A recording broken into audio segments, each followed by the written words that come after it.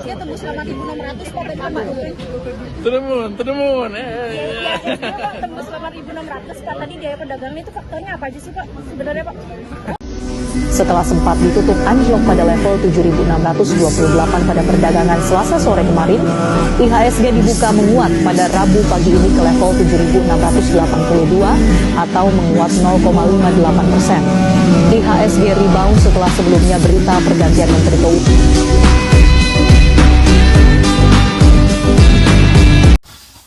Assalamualaikum warahmatullahi wabarakatuh. Selamat datang kembali di video kami. Nah, jadi untuk kali ini kita akan membahas bagaimana memahami lebih dalam pergerakan pasar saham Indonesia berlangsung. Nah, dalam beberapa minggu terakhir, IHSG menunjukkan tren kenaikan yang cukup konsisten. Banyak yang penasaran apa sebenarnya yang menjadi faktor pendorong dan juga kenapa investor tampak semakin percaya diri. Nah, kenaikan IHSG ini bukan sekedar pantulan teknikal atau reaksi saat, tapi merupakan kombinasi dari beberapa faktor besar, baik yang berasal dari dalam negeri maupun dari luar negeri. Nah, dalam video ini kita akan membahas secara tuntas faktor-faktor utama yang sedang mengangkat IHSG. Nah, jadi yang pertama itu ada stabilitas ekonomi dan politik dalam negeri. Yang kedua, likuiditas himbara atau bank-bank milik negara. Yang ketiga, suku bunga The Fed dan dinamika pasar global. Yang keempat, kebijakan 20 triliun untuk pakan ternak dan stabilisasi pangan. Nah, mungkin keempat faktor ini memiliki pengaruh yang berbeda-beda, namun saat bergerak secara bersamaan dampaknya sangat kuat terhadap pasar saham. Nah, mari kita ulas dengan lebih detail. Nah, yang pertama, stabilitas ekonomi dan politik Indonesia. Bagi pasar modal, stabilitas adalah fondasi utama. Investor mungkin bisa mentoleransi inflasi sedikit tinggi atau pertumbuhan melambat, tapi mereka tidak bisa mentoleransi ketidakpastian politik dan juga ekonomi. Nah, selanjutnya, Indonesia berada dalam fase transisi pemerintahan yang berjalan relatif damai dan terukur. Tidak ada konflik besar, tidak ada gejolak politik yang signifikan, dan hal ini menjadi penting karena investor asing sangat sensitif terhadap risiko politik. Keputusan investasi jangka panjang membutuhkan kepastian. Proyek-proyek infrastruktur besar berjalan tanpa hambatan. Nah, dan juga kepercayaan politik yang stabil seperti ini memberikan sinyal bahwa kebijakan ekonomi akan tetap konsisten. Dan juga selanjutnya kebijakan ekonomi yang tetap dalam jalur yang sama. Para investor melihat bahwa pemerintah tetap menjaga beberapa aspek penting, antara lain pengendalian inflasi, stabilitas nilai tukar rupiah, penguatan APBN, dan juga fokus pada pembangunan sektor strategis seperti infrastruktur, energi, pangan, dan juga digitalisasi. Stabilitas kebijakan ekonomi, apalagi di negara berkembang, adalah golden factor bagi investor asing. Nah, selanjutnya inflasi yang terkendali dan daya beli yang dijaga. Inflasi Indonesia berada di level yang relatif aman. Ketika inflasi terkendali, pastinya dapat menimbulkan beberapa keuntungan. Nah, antara lain konsumsi rumah tangga tetap kuat, pendapatan perusahaan lebih mudah diproyeksikan, beban biaya perusahaan tidak melonjak, dan juga ini berlangsung memperkuat sektor saham consumer goods, retail, dan juga perbankan. Nah, kemudian yang keempat, rupiah yang cukup stabil. Rupiah yang stabil sangat penting karena banyak perusahaan Indonesia mengimpor bahan baku. Kemudian ketidakstabilan kurs membuat proyeksi laba sulit dihitung. Kemudian modal asing lebih mudah masuk jika itu stabil. Karena stabilitas ini IHSG mendapat kepercayaan tinggi dari investor domestik dan asing. Intinya, stabilitas ekonomi dan politik bukan hanya menciptakan rasa aman, tapi menjadi sinyal bahwa Indonesia adalah tempat yang layak untuk investasi jangka panjang. Halo sobat rekan-rekan mahasiswa, perkenalkan nama saya Abdul Nasir. Di sini saya akan melanjutkan materi sebelumnya, yakni Perbankan adalah jantung ekonomi Indonesia dan saat bank-bank himbara memiliki likuiditas besar, yang artinya mereka pun punya tenaga besar untuk mendorong ekonomi. Nah, apa itu likuiditas himbara?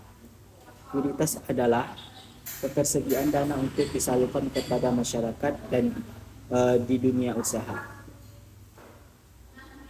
Himbara saat ini juga memiliki dana likuiditas ratusan triliun, kemudian menjadi sumber utama kredit UMKM, dan yang ketiga ada penopang pembiayaan pembangunan nasional. Likuiditas berlebih membuat bank lebih mudah menurunkan suku bunga kredit, lebih agresif menyalurkan pinjaman, mampu mendukung pertumbuhan ekonomi lebih cepat, dan adapun dampaknya ke IHSG sangat besar karena bobot sektor perbankan tinggi. Saham perbankan seperti BRI, BNI, Mandiri, dan BTN memiliki kapasitas besar, naiknya saham perbankan otomatis menarik IHSG ke atas. Likuiditas mendorong ekspansi UMKM dan koperasi. Contohnya, UMKM lebih mudah mendapat kredit modal kerja. Koperasi bisa menambah kapasitas produksi.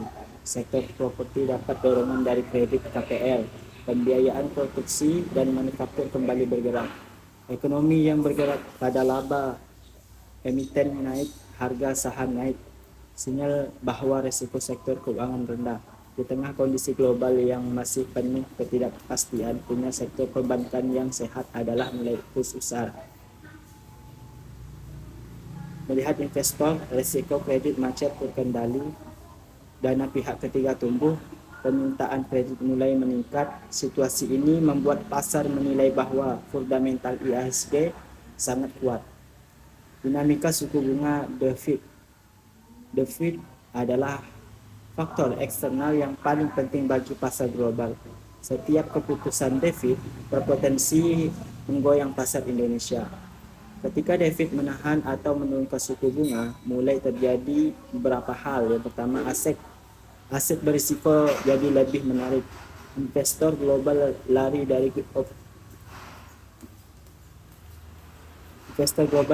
dari obligasi Amerika yang yield-nya turun dan mulai masuk ke pasar negara berkembang. Modal asing foreign inflow kembali masuk. Dana asing masuk ke saham perbankan, consumer goods, dan komoditas. Dolar melemah, rupiah menguat. Rupiah yang stabil mengurangi tekanan biaya impor dan memperkuat laba perusahaan Indonesia. Pasar global optimis Asia atau optimis IHSG ikut menguat, nampaknya khusus pada sektor saham tertentu. Suku bunga kredit properti cenderung tidak baik, permintaan KPR stabil. Harga komoditas global sering naik saat dolar melemah. Investor lebih berani masuk ke saham beresiko karena biaya modal menurun. Efek jangka menengah jika The Fed benar-benar masuk fase penurunan suku bunga. Kapital asing ke Asia Tenggara akan meningkat pesat. Indonesia menjadi tujuan utama karena stabilitas politik dan bertambahnya ekonomi kuat. IHSG berpotensi naik lebih tinggi. Dengan latar global yang lebih stabil, IHSG punya ruang untuk menguat lebih dari jauh. Kebijakan 20 triliun untuk pakan ternak sekitar terlihat sederhana, tapi ini adalah kebijakan yang dampaknya luas terhadap inflasi pangan dan pasar modal. Kenapa pakan ternak penting? Pakan menyumbang 60-70% biaya produksi peternak. Kenaikan harga pakan otomatis menaikkan harga daging ayam, telur, daging sapi, produk olahan pangan. Jika harga pangan naik, inflasi naik, daya beli turun. IHSG terkena efek negatif. Apa tujuan alokasi 20 triliun? Satu, menekan harga pakan yang mahal, menjaga produksi dan suplai ternak, mengurangi inflasi pangan, menstabilkan harga kebutuhan pokok, mendukung peternak kecil agar tidak bangkrut. Kebijakan ini preventif sekaligus stimulus dengan sangat berdampak pada ekonomi real. Dampaknya ke sektor saham dan IHSG. sektor consumer goods. Jika harga pakan stabil, konsumsi masyarakat naik, laba emiten barang konsumsi naik. Biaya pakan yang turun meningkatkan margin keuntungan. Inflasi terkendali, BI bisa menahan suku bunga. Ini memberi angin segar untuk sektor perbankan, sektor properti, sektor perdagangan. Kestabilan harga pangan adalah kunci kestabilan ekonomi secara keseluruhan. Oke, mari kita rangkum kenaikan IHSG saat ini adalah kombinasi 4 faktor besar yang saling mendukung. Yang pertama, stabilitas ekonomi dan politik. Investor melihat Indonesia sebagai tempat investasi yang aman dan prospektif. Nah, yang kedua, likuiditas himbara yang besar. Sektor perbankan kuat, roda ekonomi bergerak, laba emiten naik sehingga IHSG menguat. Yang ketiga, kebijakan The Fed yang lebih longgar. Nah, untuk kebijakan The Fed yang lebih longgar ini, modal asing mulai kembali masuk ke pasar Indonesia. Yang keempat, suntikan 20 triliun untuk pakan ternak. Jadi, untuk menstabilkan harga pangan, menaikkan inflasi, menjaga daya beli, menguatkan sektor saham dan konsumsi. Ketika 4 faktor ini bergerak dalam satu arah, IHSG mendapatkan fondasi kokoh untuk naik. Itulah kenapa pasar tampak lebih optimistis dan mengarah ke tren bullish. Nah, terima kasih sudah menonton sampai akhir dan sampai jumpa.